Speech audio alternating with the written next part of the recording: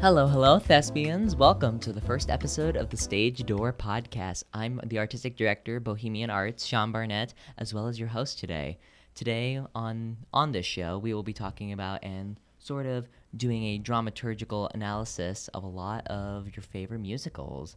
You know, we're going to be doing some classics, it's like some Guys and Dolls, some Oklahoma. Yes, we're going to do those shows, Jill. Great. As well as some new shows that you may not know or may know that have become more popular over the years.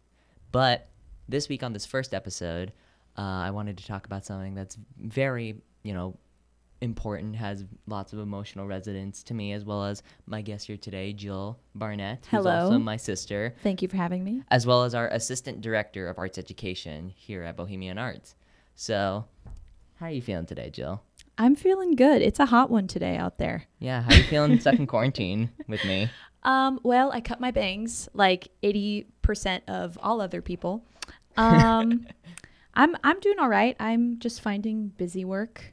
Yeah, and we're doing a lot here at Bohemian Arts, so I think we should just get into it. Let's do it. Yeah, so we kind of just wanted to talk about, do a little retrospective on our experience, we did together alongside our other sister, Danielle, who is our director of arts education. We did a production of the 25th annual Putnam County Spelling Bee, which, if you don't know that show, it's a 2005 musical comedy that was based off of a 2004 improv show done by book writer Rachel Schenken, which composer William Finn saw and decided to write songs for it, and it became like the Broadway hit of 2005. Yeah, what surprisingly. a genius. So entertaining. Yeah, and so we got the opportunity to work on the show behind the table together. I got to make my directorial debut. And what did you do on the show, Jill? I got to make my debut as well as the musical director and as the choreographer. Yeah, so she wore a lot of hats. Woo! Yeah, remind me not to do those two jobs at the same time. You were also again. co-costume designer and like sound person. Yeah, engineer, audio technician. You did a lot of things. I'm sorry. No, it's okay.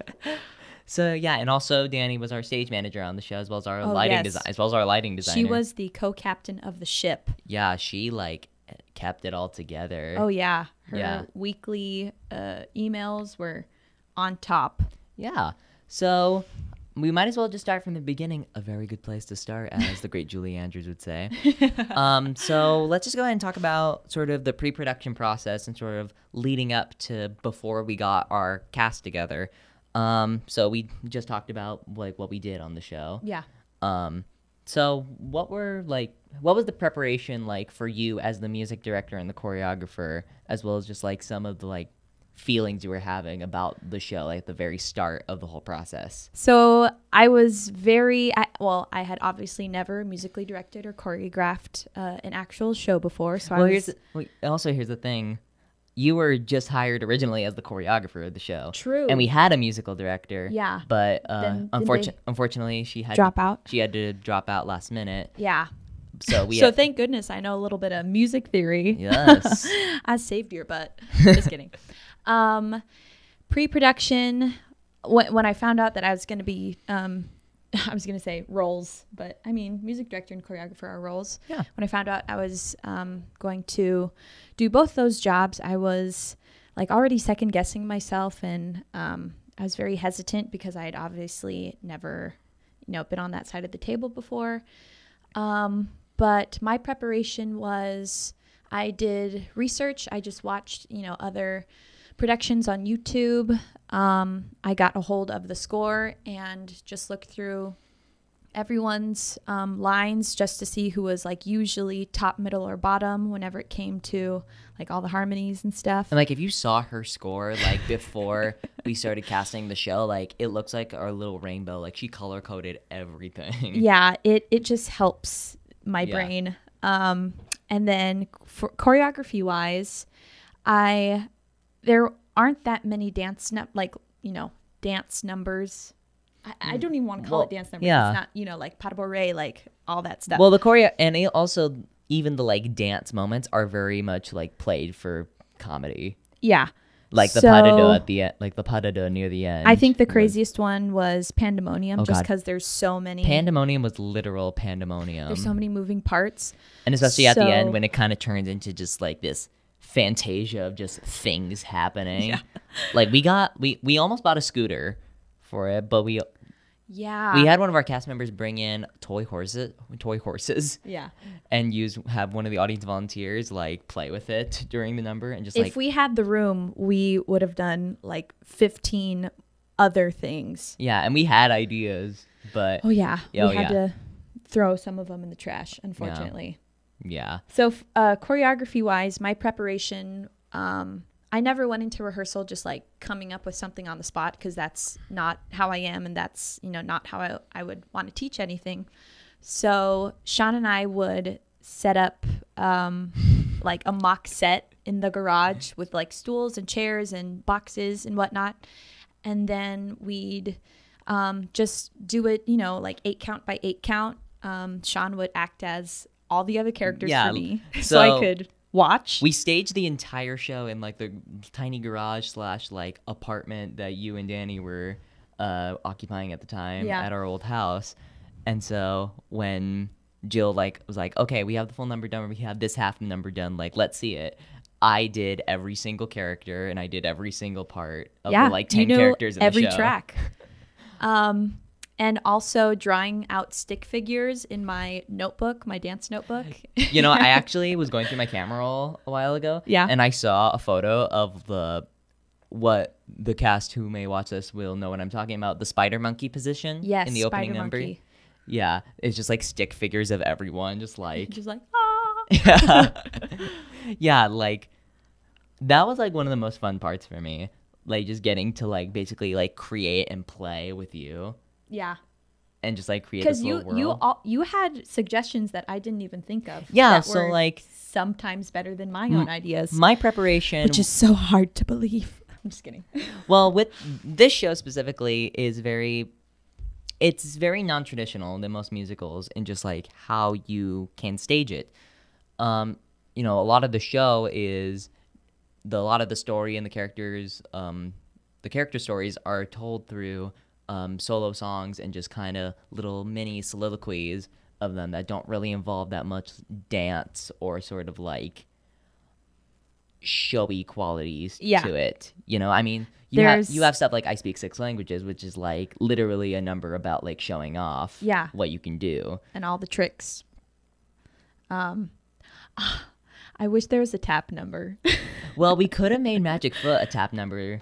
That's true. And I think we tried to do that, but the Merc stage where we performed it, we did the show in a little like cabaret space at the Old Town Temecula Theater that was never really meant for like full scale productions. Like stuff had happened there. Like resident companies have put on shows there, but they were like in the round and they weren't like self-produced from Temecula Presents like our show was. Yeah, it's just like a raised, like maybe a foot off the floor, a raised 9 by 10 you know, platform. Yeah. Basically. So just having just that space alone was a challenge in itself. And we were lucky and enough choreograph on. Yeah, we were lucky enough to also make the like space next to the stage and also the little staircase that was right next to the we got to to utilize that space and kind of I think we used every single like entryway and exit in the place. Yeah, we used every single like way of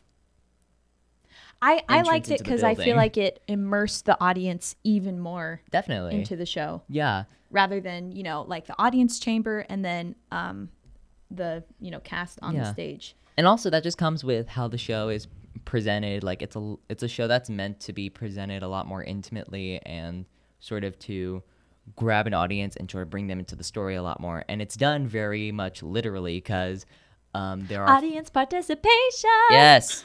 So this is one of the few shows that actually has a lot of audience participation, meaning there are 4 audience volunteers every single performance who are picked out. They willingly. Yeah, there's a volunteer sign up sheet. Yeah, I went around every single show in the lobby, asked people they wanted to sign up.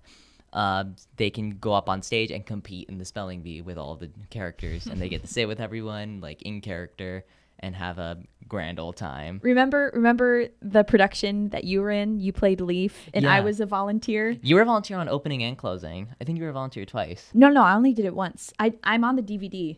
Yeah, you did on closing. Yeah, I remember. And I was such a good speller that the Panch had to like keep calling me up just to get me out. I remember saying to our Logan, who's like right above me, like in character, like, "Wow, Cal, I don't know how to spell that. Like, can I have a dictionary?" Yeah. So, yeah, I just loved like getting to play with you, like in that little garage. Yeah. There, just like kind of getting to create this world and getting to like sort of explore these characters beforehand. And I knew like what I wanted to do with the show. I didn't really want to, do anything different or like make like a dramatic change to it. Yeah. I kind of really wanted to tell the story that the writers intended, and I tried my best to stick to that while also, of course, trying to, add up our own spice to it to sort of put our own stamp on it. And I feel like we were able to achieve that, especially with the amazing cast that we got. Like, definitely, most definitely. All 10 of them are absolute rock stars, and I'm really so glad that they are a part of our Bohemian Arts family here, and I hope we get to work with them more. So, and speaking of that, let's move on to the next phase, which is our casting process. Yeah. So we did that in December of 2018. So all of this planning, the idea to Wait, 2018? Yeah? Yeah. Okay. The idea to do the So show long ago. came after I had done the show as Leaf back in like March 2018. And I had the idea like literally the day after closing. Yeah? Yeah. Wow.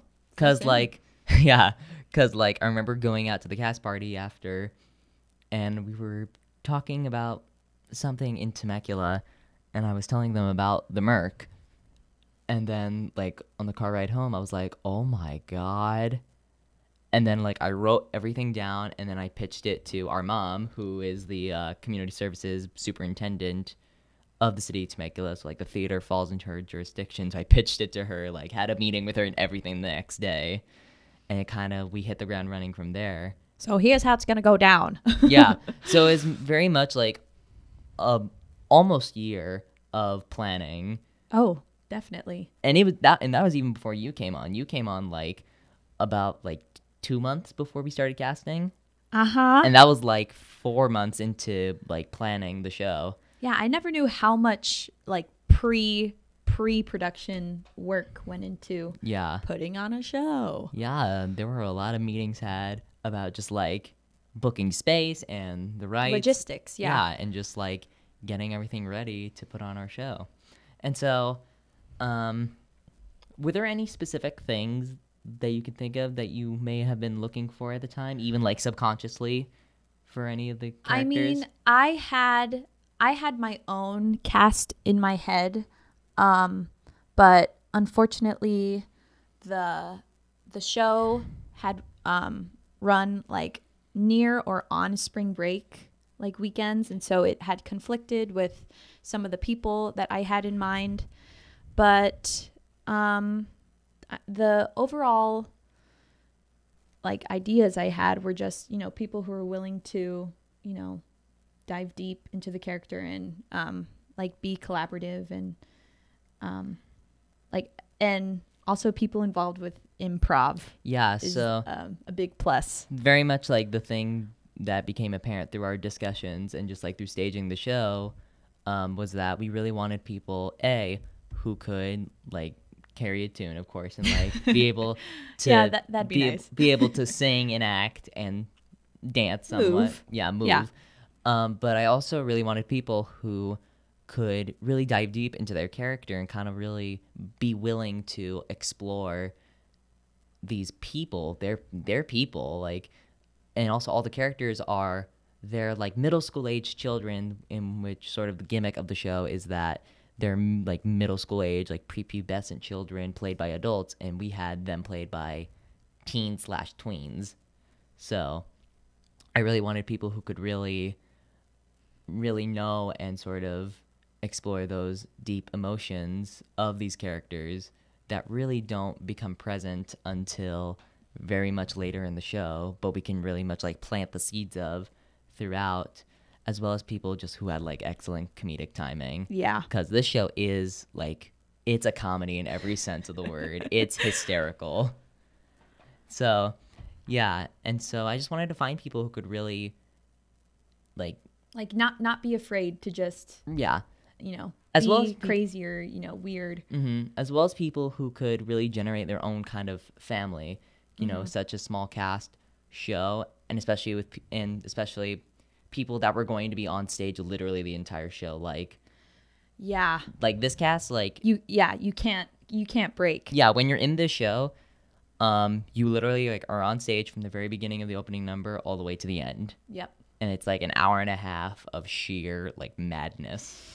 Like for Rona and Panch, we just have to like sit behind a desk pretty much the whole show and just like watch everything happen, like moderate everything. Like that must hurt their butts just have, been sitting in those chairs for so long. Moana and Drew, I'm very sorry.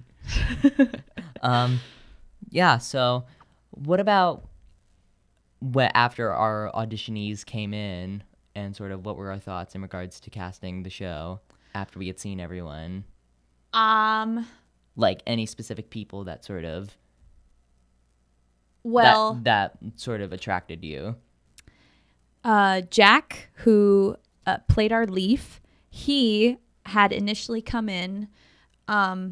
He initially signed up to be an intern for the show, right. Like to, be an assistant to or work alongside Sean, Danny, or I. Because he was the age cap. Oh yeah. To audition was like 13 by first rehearsal date. I think it was like I think you had to be 13 at the time of audition. Oh, okay. To be eligible, and he was turning 13 like a couple weeks after. Right. After the audition, so he signed up to be an intern, but we unfortunately didn't have much people audition, so we were like, let's see what he has. And he had prepared a song, and he had actually prepared something, yeah. Which I was very impressed with. And I remember the song he did "You'll Be Back" from Hamilton. So good. Which was like, walking into a professional audition and I heard someone singing Hamilton, I would be like, oh God. Oh, great. Like, this one again. Yeah, it's very much like an overdone show. It's like the Don't Stop Believin' like musical theater. Don't Stop Believin' on Glee. Like, Don't Stop Believin' on Glee. Like, how many times they do that. Yeah. That's the like type of emotional reaction we get. And also, you guys will find out throughout this show that I'm not very much a fan of Hamilton. I love Lin-Manuel Miranda. In the Heights is an amazing show. In the Heights is an amazing show. Yeah. And I will defend that show until the day I die. But Hamilton, we'll get more into that in episode. Okay. We'll get more into that. I think you're already creating enemies right now. Yes, I am. So, but whatever. Also, someone that really attracted my eye, two people actually, were Scotty, who played our Barfay. He's a comedic like genius. Yeah, well, yeah, we went to one of his improv shows and I was crying of laughter. Yeah, and he's just like so funny, and he's also just like the sweetest kid that like his Barfay and him are just like two completely different people. Yeah, there's like not one mean bone in his body, but he played Barfay like a bully. Yeah.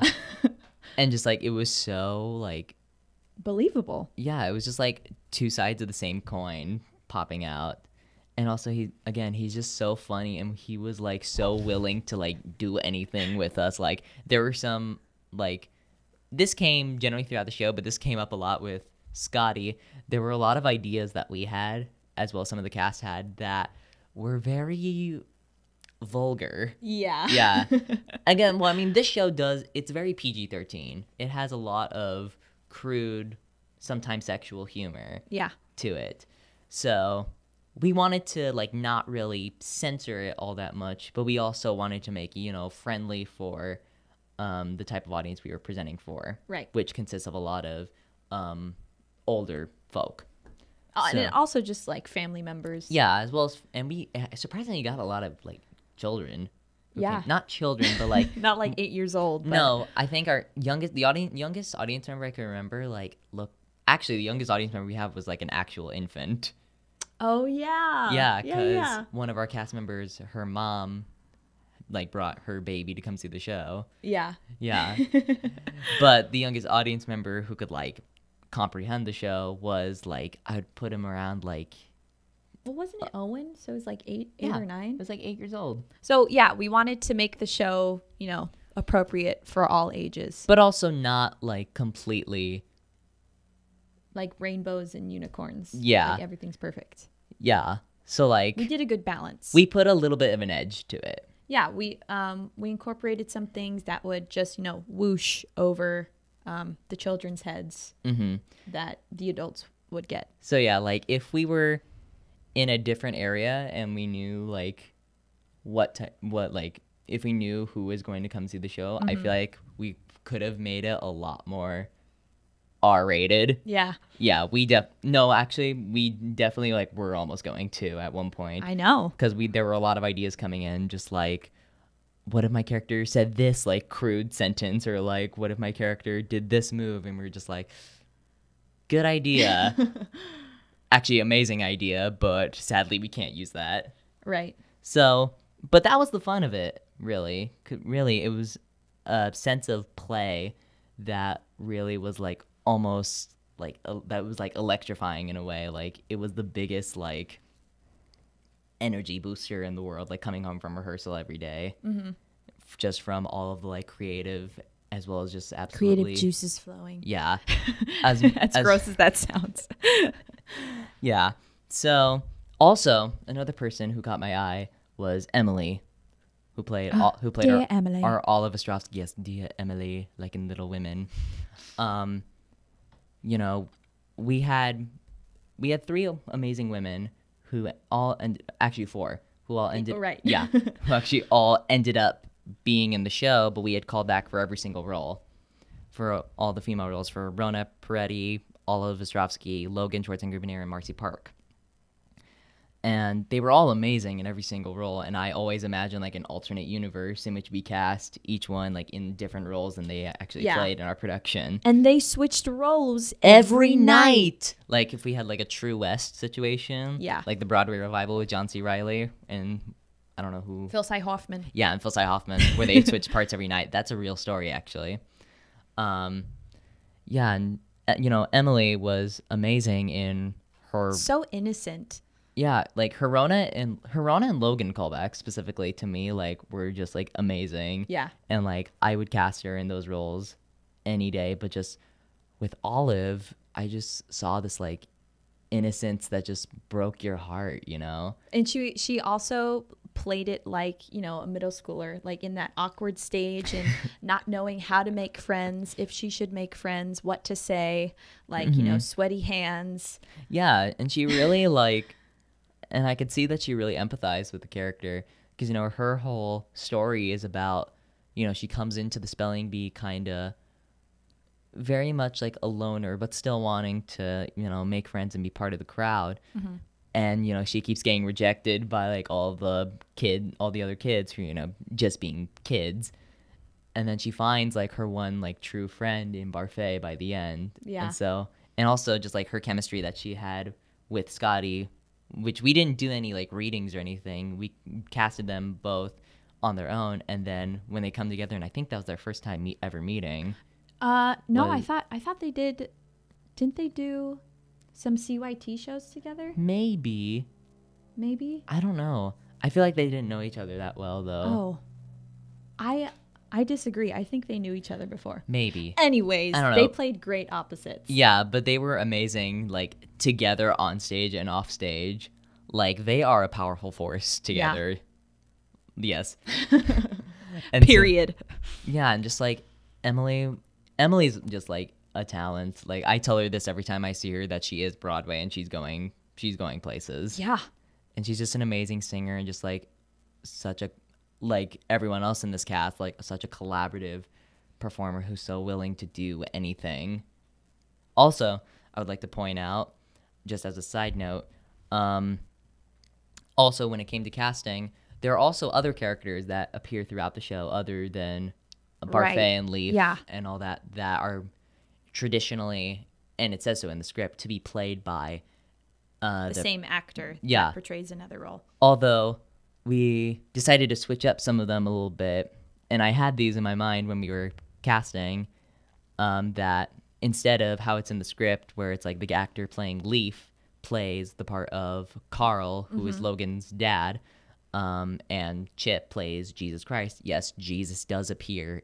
He does make a one scene appearance cameo in the show. Oh, yeah. We switched those up, and so we made Preston Torrey, who played Chip. We made him Carl, and then we made Jack, sweet little Jack. We made him, as I call him, Tiny Jesus. Tiny Jesus. Yeah, that's something I actually screamed in the God mic. Yeah. Just because I was so excited to see him in that costume. Oh man, that Tiny wig. Jesus. Oh. Oh like, my gosh, that beard So and just good. like the wig alone was one of my like, made it for me. favorite audience reactions. Was them seeing Tiny Jesus. That was the best. Every night too, like Yeah. every single night, that would get like the biggest laugh and sometimes applause. Yeah. I'm just like, we did it, we got it. Take it away, Jack. And even when after we had cast the show, I remember after we did our last callback, and even before callbacks, I was kind of worried about if we were gonna get the right people to do this show again because of the turnout that we had. But we were so fortunate with the people that we had. It was really like such a lucky thing that happened to us. Basically, the amount of people that auditioned were No one was the rejected. same amount that got cast. No, actually, we did. No one that showed up to the physical Okay, audition. was so we rejected. cast 10 people. I think 12 people auditioned. Yeah, we had some people send in some video submissions. Yeah. You know, I had asked some people to just like read and sing some parts. Yeah. But we were lucky enough that the people who came up to the physical audition, we ended up wanting to cast in the show. Yes. And I remember after the callback, after being so worried about if we were gonna get him, being like, "Oh, we got him!" Yeah. Like, that was such a wave of relief for me, and now I could just focus on, okay, now we need to get working. Oh, yeah. And that is something we're going to talk about after we take this little break here, where we talk about the rehearsal process and just getting the show done. and now then that we have tech, the and then casting. performances. Yeah, so we'll be right back. And we're back. Hello. I know I interrupted you. So let's just dive back in to our rehearsal process. Yeah. So this was about 2 weeks, or actually about a month after we had cast the show. Yeah. We also called everyone the same night too. Yeah, You did. or I did. That's actually like, as a director, that's my favorite part of the process. Oh, man. As a director and as a producer, like I love. Anytime I get those calls, I just want them to go to voicemail. I actually, and you know, after Spelling Bee, like a year later, I directed Temecula Presents' next show. After that was just Jurgen Man, Charlie Brown. And one of my favorite parts of that show was literally being up in my bedroom and having all the headshots out in my bed and calling everyone.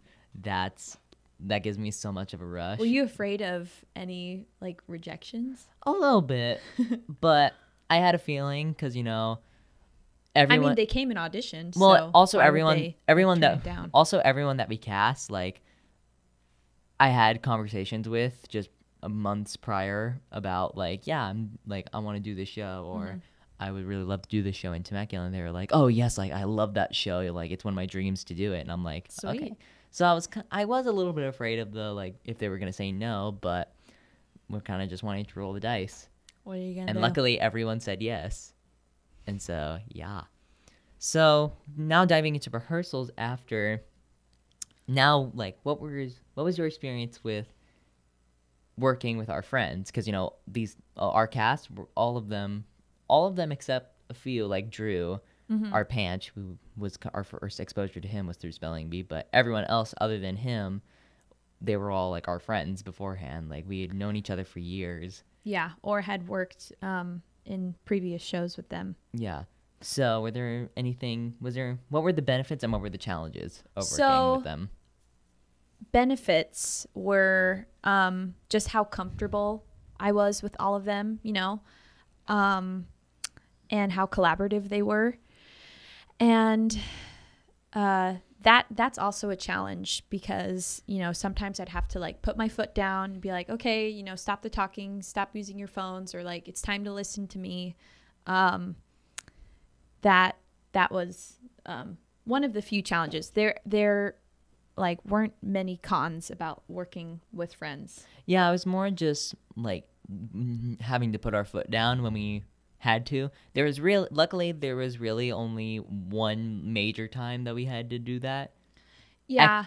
Like there were times during some rehearsals we'd be like, okay, we gotta focus, guys, and Right. they would be ready to go. But there was one short time in the process where like near the middle when we were like we were done staging the show very early in the process. We got the show done in like a few weeks in, and we were kind of just running and polishing, and everyone was on their phones and kind of like missing cues, which I mean.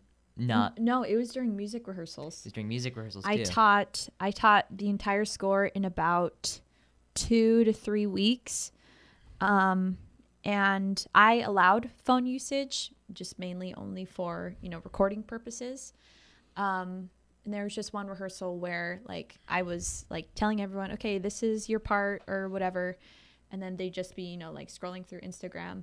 And so I had to put my business pants on and send a formal email and be like, hey, phone usage is for recording purposes only. And that's not a joke. We actually did that at one point. But then I felt bad after doing it. I did too. I did too. And like you want your rehearsals to be productive and not be wasting time. And also when you become on crunch time, and like you gotta get stuff done, you kind of gotta make your way through and kind of lead the ship.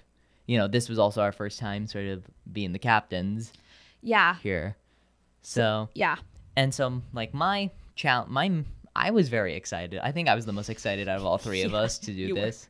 And I was just ready. I was ready to go and just like loved every aspect of working on it. But the biggest challenge for me was worrying, because I had done the show, because we were doing the show when I was like 14. No, I was 15. I was 15.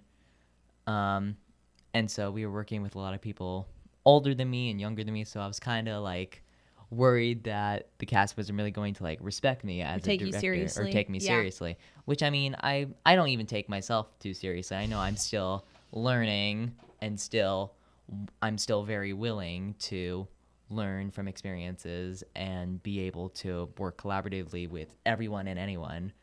But especially with it being my first time and sort of being a little worried about even if I could do this. Oh, same here. Oh my God. The first music rehearsal, I was just like sweating, dripping sweat. I was like, okay, here's the first chord, you guys. Yeah, and then we got in the car and just like... Didn't I just like start crying? Yeah. Like, I can't do this. Yeah, we came home and you just like... Because I second guess myself a lot, and, you know, my self-confidence is like... So... But, after, more and more rehearsals and, you like boosting my confidence, I felt better. Anyways, enough about me. Well, I mean, also the same thing happened with me. I didn't get to work with everyone until like the end of our first week, but I was still like watching. So I kind of sort of like remained in the shadows for a bit while you started teaching. And then on my day to start staging the show, which we got like half of the first act done on its own. I mean, it's a single set, so yeah, the location never changes. So yeah, and just I was very surprised at just how collaborative everyone was. I know I keep saying that, but like again, just everyone knew where they were and just knew how to break down the walls and just like be little kids let loose and have fun. Be little kids in a playground. That's my best way to describe it. Like what we do, just like as artists and as theater makers, as we're just little kids like playing all day. Getting to just like use our imaginations. It's not even a job, even though it is an actual profession. Mm-hmm. Yeah, and so kind of moving off of that, what were the pros and cons of working with you and me and with me and Danny? With you and me and me and you. With you, me, and me and you. But with your siblings, with me and Danny, because we had a lot of because I found that a lot more challenging than working with the cast. Which I mean, we're not trash talking any of the cast. Just to clarify, we love everyone. Yeah. That was involved in this production. But there were some challenges with yes. working, and most of them were with each other. So between the three of us. So Danielle, our older sister, was the stage manager. I was the musical director, and choreographer. Sean, the youngest, was the director. So it was very much like a not real. I don't want to say power dynamic, but it was very much a dynamic that we had never experienced before, where me as the youngest was kind of leading the ship. Yeah. Well, you and Danny were we were like captains, co-captains. Yeah. So that switch alone was a little challenging for Danny and I. Mm-hmm. The benefit to working with your siblings on a show is how easy the communication is, you know. And we can just, like, Jill and I very much can read each other's minds. Yeah, and we all, you know, kind of have the same thought process and ideas, and so that was easy too. But the main challenge was spelling bee was never off. It was always the topic of discussion, like at breakfast, you know, like sitting in the living room just chilling. So from like October of 2018 to closing night of spelling bee, that was like a good half a year. The only topic of discussion, but a main topic of discussion. Yeah. And also just to be completely honest and transparent, there were a couple times where we kind of were getting a little catty and at each other's heated.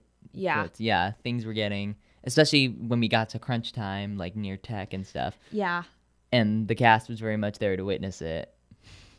I think we were also just hangry at some of those moments, and so it was just our appetites, you know. One specific instance I remember it was on our first day of tech. We were at the Merc literally all day. The 10 a.m. The three of us at least. To like 9 p.m. Because the theater was gracious enough to give us the space for like the whole day to light. Because we had to light it and and we wanted the audio. We wanted to basically like EQ the entire show. Yeah. Before the cast got there, so we could just do a full run basically. And that got intense at some point. Yeah, our sister had never seen the two of us get so well, also I don't think at each other's throats. Yeah, I don't think you and I have been in like any bigger fight than the one that we had. Yeah, because just like things were just very intense because of the show being so soon. It was all stress. Yeah, and you know, and we were fighting over like the color of a light and just like. Like how bright it should be, or, you know, what position should this character be or in? Who should go up on stage to stand at the light. Like, It was just like dumb stuff like that we shouldn't have been fighting about. But, you know, that just comes with working with people that you live with and are related to by blood. Yeah. So. But we got past it. We did. And it wasn't anything that, like, broke our relationship or anything. It was just. I mean, we're here, so. We secretly hate each other. But we were able to work past it and just knew that we still loved each other and we still were going to get through this together. You're my best friend. Yes. Were there any other like personal things that you felt throughout the process? You know, we already discussed that after the first rehearsal, both of us were a little doubtful of ourselves. But like, oh yeah, say, how are you from our first rehearsal compared to our last run through in the studio? First rehearsal equals, can I do this? Am I ready? Will they be prepared? Huh. Did you say last run through? Yeah, our last run through in the studio. Oh my gosh, it's coming together. I can't believe we did this. Our last run through in the studio was like one of the most magical days of the process, at least for me. It just feels great when it all comes together and you see all the work that everybody has put in. Mm-hmm. You know, it just being on the creative team made me appreciate how much the creative team does, you know, for the show before and during performances. Yeah, because we also like work professionally as actors. Yeah. And just the process that we did on Spelling Bee and we talked a lot about it throughout and after, just like this is how much they all go through Yeah. every day of the process. This is how much work you have to put in. Yeah. But it was a great challenge. It was a great challenge, and it's something that we're like, yes, well, we want to take this on again. We want to tell more stories, and that kind of sort of what brought us to here. But we'll talk about that all near the end here. Yeah. Are there any other rehearsals, like specific stories that stand out to you throughout the rehearsal process? Just I guess staging Pandemonium was the most stressful thing of my life because I don't think we had all of our cast and volunteers, because there had to be 3 audience volunteers in that number for, timing purposes and just overall staging.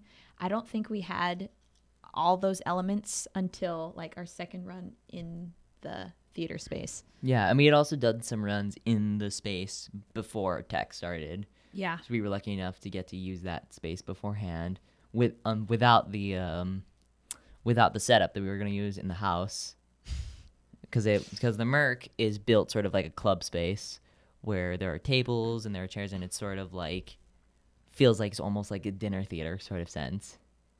A very, very tiny dinner theater. Very, very tiny. Yeah. Yeah.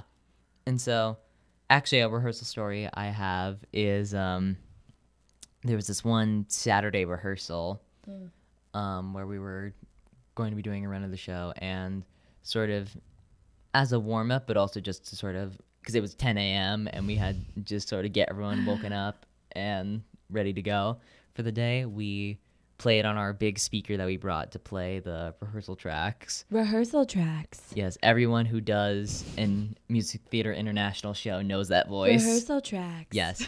You should audition for that. Thank you. I'll submit.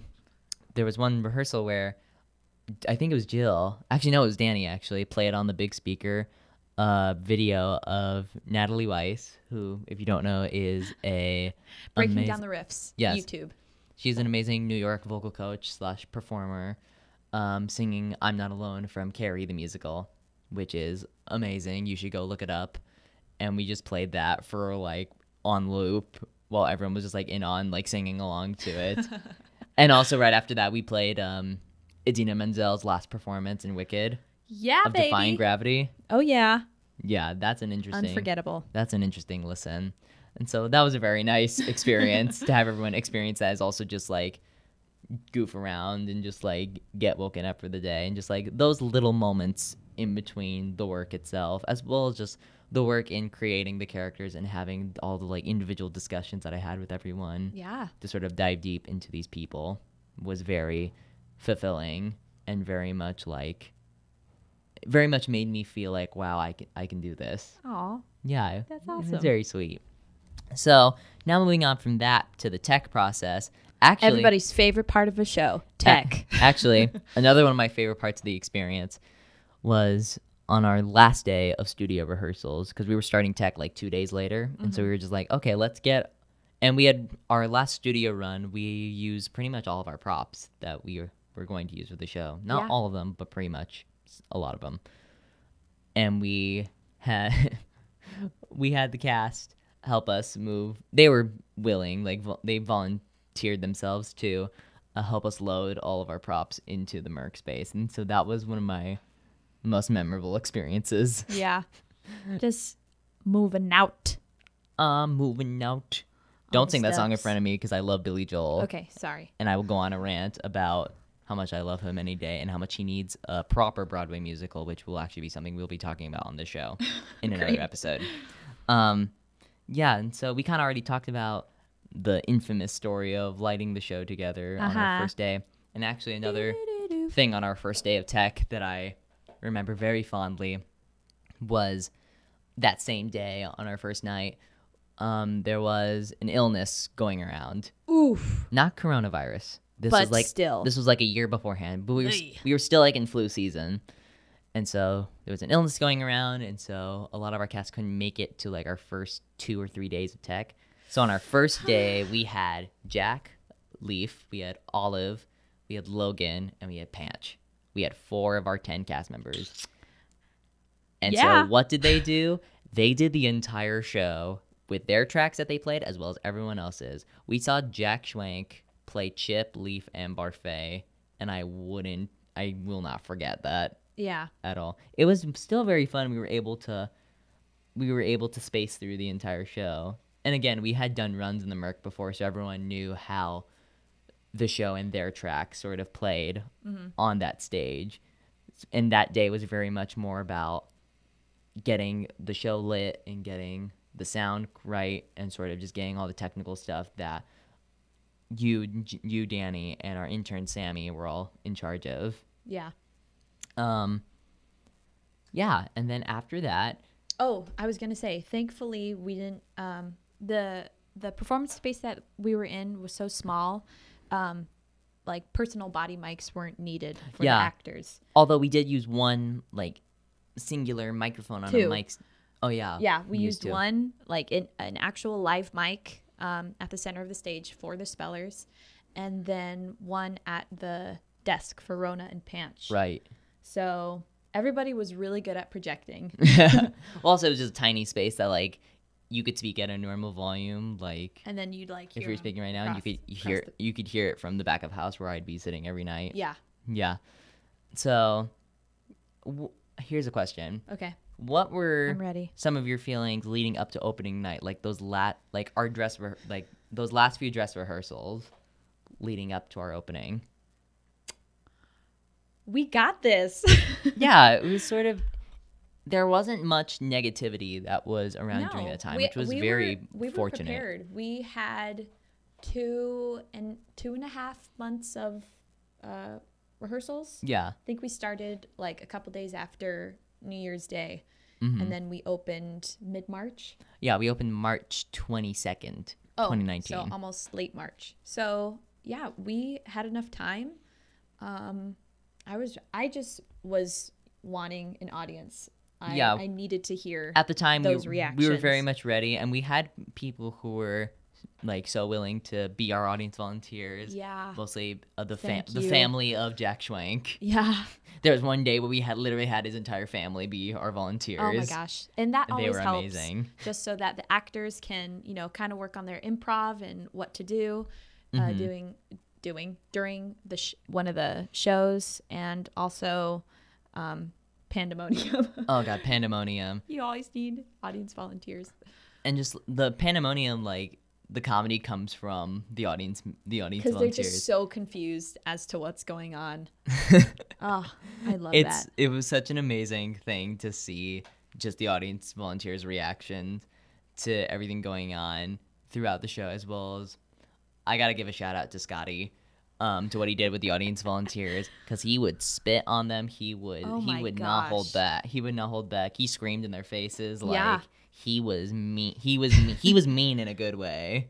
Like truly like portrayed his character and sort of like brought it onto the unsuspecting person sitting next to him.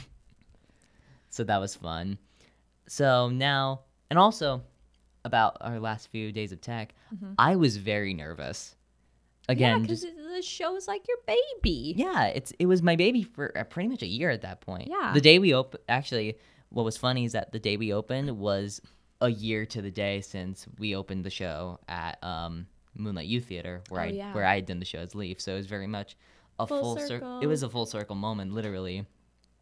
And I just felt like so proud and so like ready to have the show up, as well as just like kind of scared just to have the show in front of an audience. And also, this is a show that isn't really done a lot out here in Temecula, it's just like a type of show and a type of content that you don't see a lot around here. Yeah. And so I was very much like weary about how they were going to react to this. I was not confident in our cast in the show. I had full faith in everyone. I just really wanted people to like it. Yeah. And also I had a lot of people that I had grown up doing shows with and past directors that were coming to see the show and actually ended up being volunteers in the show that I was like, I really hope they like it. So I was also just a very like chaotic like mess that the day of opening night. That's all I could think about the entire day. And also that day we had we were again at the Merc literally all day Yeah. because we had gone there to set up the chairs because Oh my gosh. we're technically not allowed to move any of the tables or anything in the During building. the rehearsal, during the tech. So what we did was we spent all day, luckily with the help of the Schwank family again, who helped And us. employees at the Merc. Yeah, who helped us move all the tables outside and They were like get all the small, chairs set up. round, I don't know what you call it, like cocktail tables. Yeah. No, but not tall. They were short. So there were probably about like 20 of them, I guess. Yeah, So we had to take all those outside behind the building. and then arrange all the chairs into like create aisles for safety and exiting. as well as just for staging purposes that we had But mainly for planned. safety. Yeah. Don't want to break any codes. No. And then we called it wasn't like an emergency rehearsal, like everyone knew about it beforehand, but we called a little rehearsal, Quick spacing. yeah, quick spacing rehearsal before the show, Yeah. just so the cast could get a feel of the new setup in the house as well as to Mainly for their entrances and exits. yeah, so we kind of marked through the entire show and just to make sure everyone's entrances and exits were safe and great and good and we're all Ready to we're all go. fine. And again, we used every single door and a way of entry in the house, even like up and down the staircase. Oh, Jack. Oh, Jack. It's perfect. Yeah, having to do a quick change upstairs in the booth.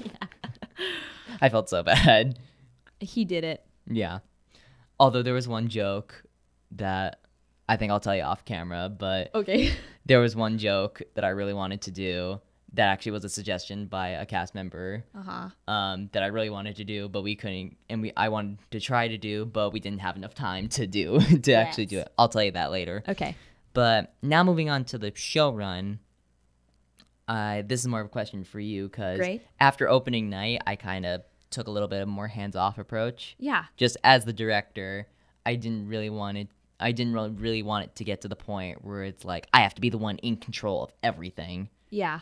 I really wanted to take a step back and sort of let the show that was just as amazing on opening night continue throughout the rest of the 5 shows that we had. So this is more of a question for you. What was sort of like the daily routine of every single performance? Like, what did you do to set up everything for the cast and for the audience every single night? Daily routine. Well, first it started at home with laundering all the costumes just because, everybody sweats and all the bodily fluids. I didn't mean to say that. Laundering costumes, ironing costumes, collecting all the props. Oh, juice boxes. Can't forget those. Yes. And then we get to the theater space. I would preset the stage. Oh, the platform that the actors performed on. Some of the legs were like short, so if you'd walk across it, it'd make like this very large thump. Yeah. Thump, thump That's why sound. we couldn't make Magic Foot a tap number. Right. But the way that I would fix that, I'd have to do it like before every show because somehow it would, go Come back. undone. Yeah. Yeah. So I would cut up like pieces of cardboard and create like a little shimmy underneath and it fixed it. So instead of, people walking across, do, do, do, do, do, it was perfect. Oh, the things That's we like do such a for- minor detail. Oh, the things we do for theater. Yeah. And then I'd set up the 2 mics, all the props like that would have to be like hidden behind set pieces. And then I just make sure that all the mic levels were good and I would test the show tracks. Yeah. And yeah, I ran music during the show. So that was my job. Yeah. And so also we had to like take down pretty much the entire set in between the 2 weekends. Oh gosh. That was time we consuming. had a really big banner that was set up behind the stage as well as a bunch of these like red and blue flags that went from one side of the room all the way to the other end. And so that was the most time consuming part of every weekend. Yeah. Was after the Sunday, after doing a 2-show day, having to take everything down. Yeah, we weren't out till like 11:30 at night. Mm-hmm. But with the help of everyone, we got it. Yeah, again, the things we do for theater. Yeah. So, now that we're running out of time a little bit, unfortunately, We're going to be taking one last break, and after that, we'll go into our little conclusion here of what we learned from the overall experience and how it got us to here now. So we'll be right back. And we're back. So now that we've sort of done our full retrospective out of the whole experience, I just kind of want to make things a little more full circle for this episode and ask, what's your favorite overall like memory from the experience itself? Like any specific story or aspect of it or just part of it that stood out to you? I mean, I learned a lot about myself. We also learned a lot about like our relationship between the three of us. I learned that I can, musically direct a show. I learned that I can choreograph a show. I learned that I love teaching people and, collaborating with artists. I just loved teaching the choreography. It was mostly armography in the show, just because of how limited we were on stage space. I just loved teaching everyone. And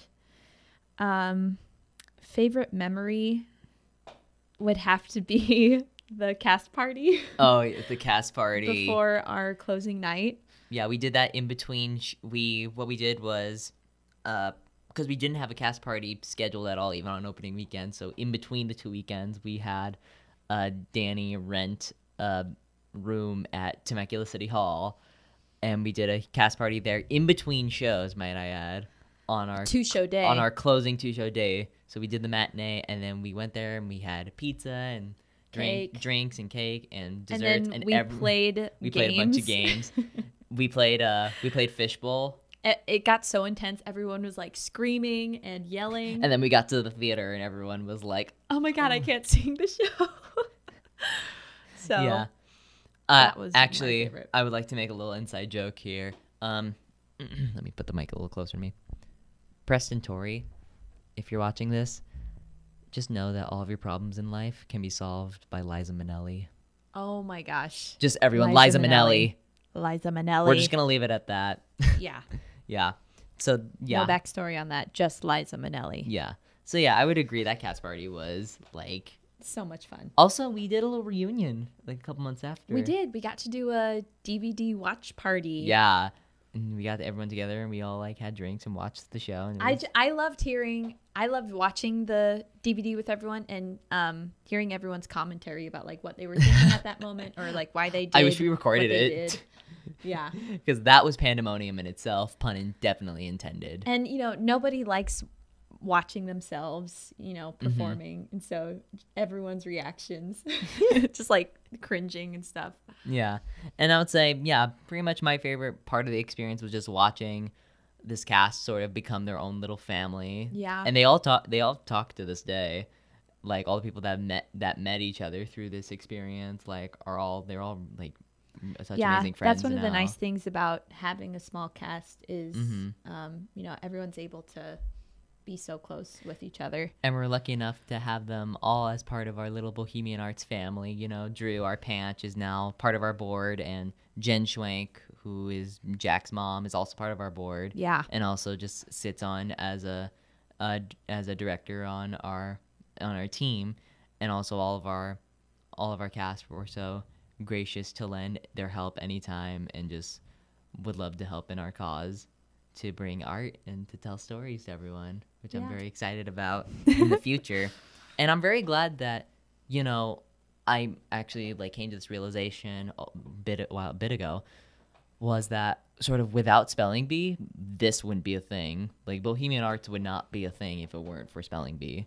At least it wouldn't be what it is now. I don't think it would be in the phase that it's in now. Yeah, we would be in we would still be in an earlier stage with Bohemian Arts. And we would be a little more hesitant about going into it. So I feel like that... Just because we didn't have a portfolio of work yet. Yeah. But now that Spelling Bee, we do. That one production was sort of like the confidence boost that everyone needed. Yeah. Because like we had been talking about like starting a company like this for many years now. Just, talk at home, like between you, me, and Danny, we'd always be like, oh, wouldn't it be so awesome to do this show? Or like, I would love to direct this or, choreograph that. Yeah, and that's a conversation we have very frequently around here. Yeah. Like we were having one of those like last night. Yeah, and so just I'm very grateful for that experience, for what it did for, our relationship and just for the friends that we made along the way, and also just the confidence that it gave us to be where we are right, like literally in this moment right now, talking about it now. Well, with starting, an arts corporation like this, Yeah. It's all so crazy. And it's even crazier to imagine that it was a year ago. No. Yeah. Spelling Yes. Bee was in March 2019. Oh my gosh. It feels like 2 years ago. It feels honestly, the so years long go ago. by so quickly. The older Well, also you I get. think just during this, Just get ready for it, Sean. well, I also think just like during this time, not to get Not to be a downer or anything. not to get too into it, but during this time, the days feel longer. I don't know about you, but it still feels like March to me. Oh no, it does. It actually feels more like April, but like it just feels like things are moving in molasses. It's June 9th when we're filming this on June 9th of 2020, and it's been a long year, guys. So yeah, it has. Anyways, and that, well, I mean, we're grateful for that because it led us to start actually. What if our launch Bohemian future Arts. selves came to us last year while we were doing Spelling Bee, and they're like, "You guys, a year from now, like theater won't even be happening." No, just And just to like be mean for no reason, just like tell everyone that like theater is gonna go extinct next year. just scare. That's a very mean thought, but like Yeah. that would be kind of funny though. So yeah. So now that we've talked a little more about Bohemian unique Arts. New York. Yeah, you need unique New York. Yeah. It's early. It's like 11 a.m. when we're filming this. Yeah. That's early to you? You're not a morning person. I'm not a morning person Yeah. at all. I don't drink coffee even. So it takes me a while to get up. Why? Why don't you drink coffee? I've never Sorry, I know we're like veering off the path, but I really want to know why you don't drink coffee. I've never really liked the taste of coffee. It's very much. But have you had it with cream and sugar? Yeah, I've had it as it's like intended. Oh. Is it just too strong? Yeah. It's just like even with as much like cream and sugar as I can possibly put in it, like it just doesn't coffee with your cream and sugar. It just doesn't sit right with me. Well, potato tomato is what I always say. I also like just quit like drinking tea regularly, so that's kind of messed with my brain chemicals a little bit in the caffeine morning. intake. Yeah. So anyways, Anyways, coffee and Bohemian Arts. Those two are very related. So, sorry. no, you're good. So, with this show, with the stage door here, we're going to be discussing a lot of shows, and I would love you, the audience's input on what we talk about, in the comments if you're watching on YouTube, on Facebook, or anything like that, as well as just email us at bohemianartsinc@gmail.com, or just go to our website, the millions of other ways to contact us. For shows that you want to talk about, as well as I also want this show just as a producer and as a director to sort of have this be a help to us as a company in regards to choosing shows for our Bohemia Presents program, which is our theatrical wing that will be presenting shows. And so I wanted to ask you, are there any shows that you want to do as part of Bohemian Arts? Like, what are the dream projects for Bohemia Presents for you? Money doesn't matter. Yeah, say money does not matter at all, and we can do any show in any venue. Like, if you can think of like a venue and like things like that, like go ahead and share it. Oh my gosh, venue too. You don't need to, but I'm saying like if you have an idea, if you have like a bigger idea for it. Okay. Like, Well, the two like original cast soundtracks that I grew up listening to were Brooklyn and We Will Rock You. Oh, those shows. So those shows are like undiscovered gems. I basically like. I think I learned how to sing from listening to those soundtracks just on repeat. When did you discover We Will Rock You? I know you've been listening to Brooklyn for like many years. When I was a kid, I was like, really? I don't know, 8 or 9. I feel like you showed me when you showed me We Will Rock You, that was also your first introduction. No. Danny's been singing Somebody to Love for like years now. Did not know That's that. her go-to song. I would love to put on Brooklyn and We Will Rock You.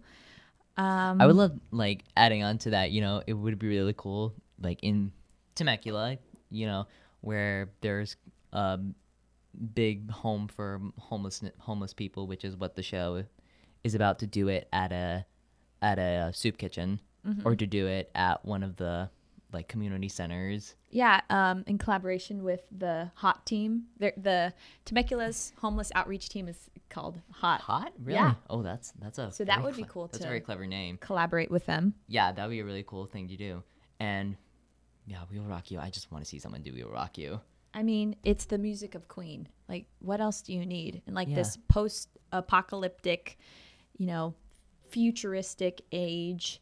Yeah, it's also like, it's a very popular show outside of the U.S., surprisingly. I don't know why there hasn't been a Broadway production. It went on a U.S. tour. It went on like its first like U.S. tour like recently, but it like ran in the U.K. for like 15. And there was an Australian tour, I think. Yeah, it like ran. Well, it ran on the West End for like 15 years, like a long time. It was kind of like almost like the Wicked of the West End, which I mean, like, bring it to America, guys. Please. Or just more theaters need to bring it to the U.S. because that show kicks butt. Yeah. Yeah.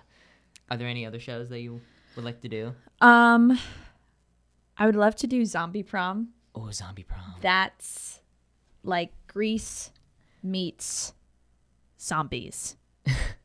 Yeah. Is there anything else that it's a mix of? It's like Grease meets Little Shop of Horrors. Oh, yeah. There you go. Meets, That's like, a good one. Like, what's a show about zombie? Like, meets The Walking Dead. There you go. Okay. Yeah. I don't watch many zombie shows. I don't watch any. Yeah. But Zombie Prom would be a really cool show. Yeah. To do, especially to sort of take and like put it on its head as sort of like, as it is marketed as sort of like Grease, but with zombies. To sort Green Grease. Green Grease. Shrek in Grease. But to sort of, Shrek. but just sort of make it like a real story about. And it would be cool to perform it at like one of the local high school theaters. Yeah, there are multiple, and that kind of goes into some of my answers. There are a lot of shows that I want to do like in actual like high school gymnasiums. Oh, Like yeah. I want to restage spelling. Okay, Spelling Bee cast. If you're watching this, I want to do a reunion concert of Spelling Bee in a high school gym. That would be cool to do it like in the round, not in concert, but like a 360. Yeah, not in concert. I just want to do like a reunion Like production Circle in the Square. of it. Yeah, and then also I want to do Carrie, the musical, in a high school gym. Yeah. Yeah, I feel like that would be like an amazing immersive production. How are you gonna do the bucket of blood though? Well, I mean, like a lot of gyms I think have. I'm homeschooled, so I don't know a lot about like public schools and how they're structured. I But don't know this stuff. but I feel like a lot of gyms have like little like rafters where you can store stuff in, Who knows? or just Possibly. like you could just like put a bucket on the ceiling and make it like a pseudo set piece. and just let it hang there Yeah, all show long. yeah. Well, I mean, find a way to like make the blood in it stay the entire show. Yeah. And then be able to dump it on Carrie. We're digging so deep into this. Yeah. Like we're gonna do it next week. I mean, I would if we could. Yeah. Also, my dream, I have two like dream shows. Dream, not dream When shows. I mean dream is like these are the top two. Like I want to do these shows so bad before you die. one day. Got it. With Bohemian Arts. I want to do Be More Chill. Yeah. We actually, it's a project that I think we're going to do one day in the near future. Yeah. As a student-led production. And we put a cast together and we did a reading of it. a couple months ago, actually, like the weekend before everything shut down. Yeah. Um, I'm glad we got to do that. That was like yeah. perfect timing. And I really want to do the show with that cast. Yeah.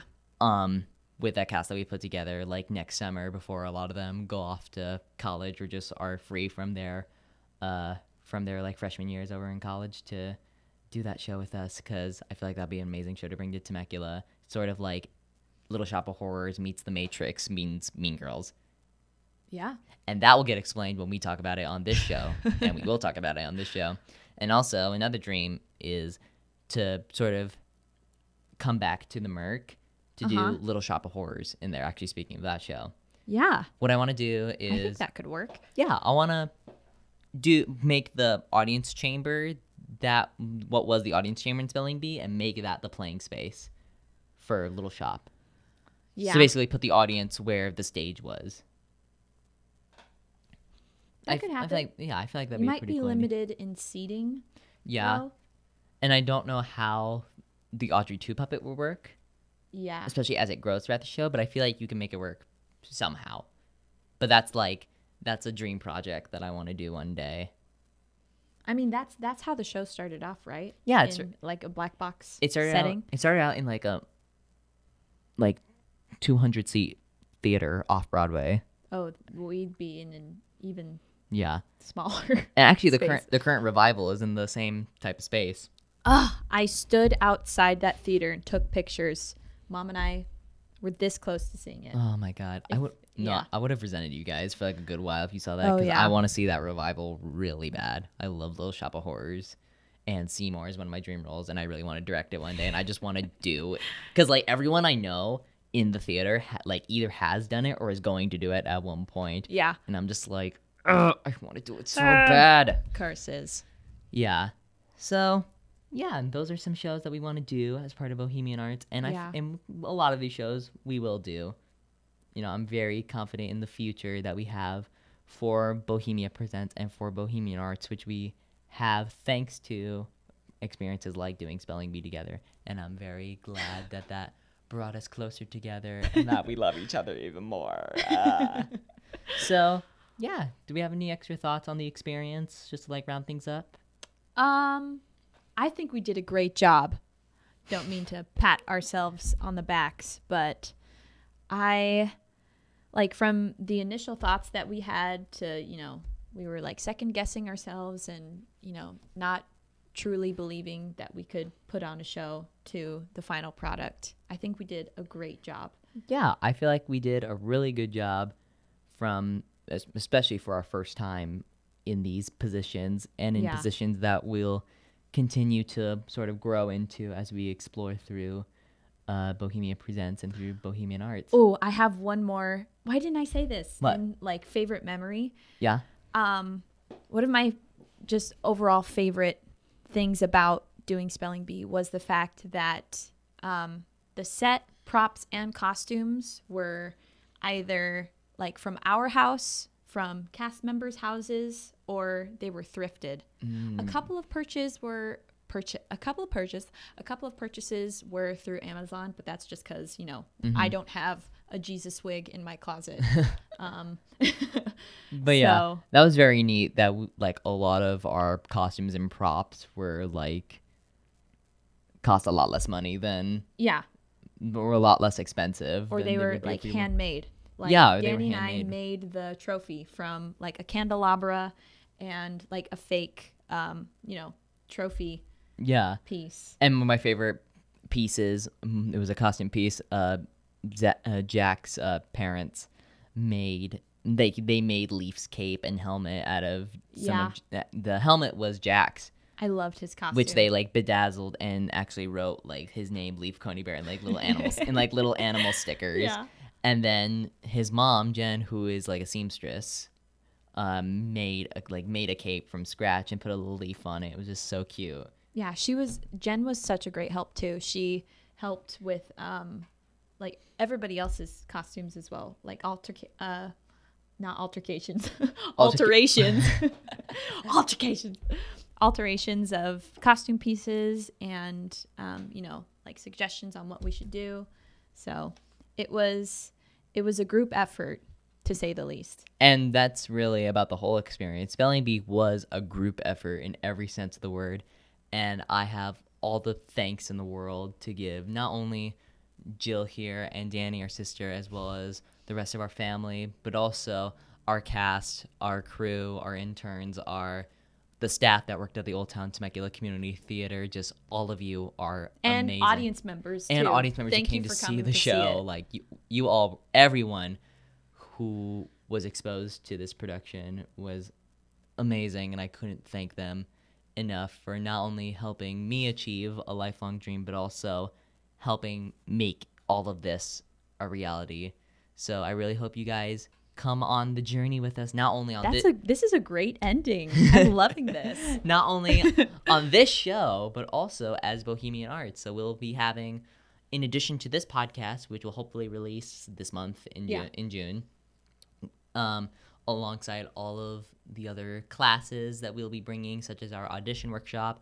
We'll be doing an interview with Kimmy Shields, who, if you don't know her, she plays the best friend to Debbie Ryan on Insatiable on Netflix. Yeah. So look forward to that, as well as our Quarantine Cabaret series, in which our amazing repertoire of performers who have become part of our little family will be performing virtually from their homes, as well as... Yeah, safely and virtually. Yes. As well as Jillian here teaching some athletic things. I don't know why I said athletic, but athletic.